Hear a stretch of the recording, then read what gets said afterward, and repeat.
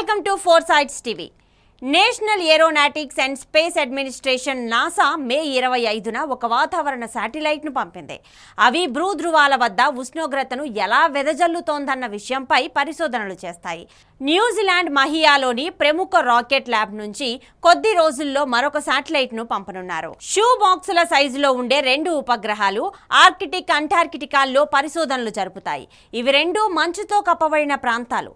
దీనిపై పరిశోధనలు జరిపితే భూగోళంపై వాతావరణ ప్రభావం ఎలా ఉంటుందో తెలుసుకోవచ్చని శాస్త్రవేత్తలు భావిస్తున్నారు.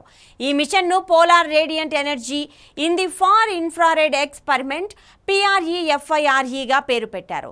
ఇక దీని ప్రీ ఫైర్ గా కూడా పేరు పెట్టారు. దీనిని నాసా, యూనివర్సిటీ ఆఫ్ విస్కాన్సిన్ మెడిసిన్లు రూపొందించాయి. మరికొన్ని వివరాలు మీకోసం.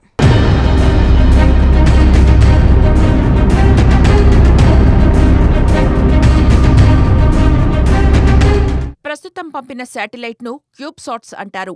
ఇవి 10x10x10 సెంటీమీటర్లు ఉంటాయి. వీటిని అన్నిటినీ కలిపి ఒక యూనిట్ లేదా క్యూబ్ అంటారు.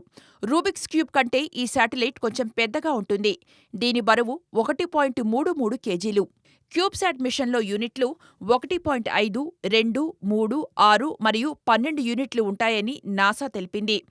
మొట్టమొదట ఈ శాటిలైట్ను 1999లో కాలిఫోర్నియాలోని polytechnic state university, Stanford university తయారు చేశాయి. సంప్రదాయ శాటిలైట్లతో పోల్చి చూస్తే ఇది తక్కువ రేటుతో తయారు చేశారు. సాంకేతిక ప్రదర్శన, శాస్త్ర విజ్ఞాన పరిశోధనలు, వాణిజ్య ప్రయోజనాల కోసం దీనిని రూపొందించారు. ప్రతి ఒక్క ప్రీఫైర్ శాటిలైట్ 6 యూనిట్ల క్యూబ్సాట్తో ఉంటుంది. ఇది 90 సెంటీమీటర్ల ఎత్తు, 120 సెంటీమీటర్ల వెడల్పుతో సోలార్ ప్యానెల్స్ కలిగి ఉంటుంది. ఇవి శాటిలైట్లకు విద్యుత్ అందిస్తుంది. 2 శాటిలైట్లను పోలార్ ఆర్బిట్లో సుమారు 525 కిలోమీటర్ల దూరంలో ప్రవేశపెడతారు.